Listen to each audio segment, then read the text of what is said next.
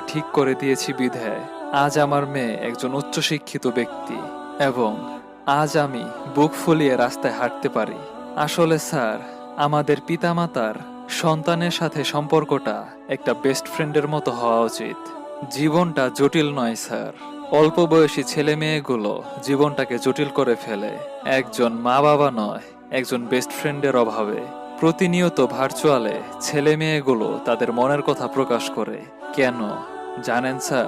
কারণ তাদের এই কথাগুলো শোনার জন্য আমাদের যথেষ্ট সময় নেই।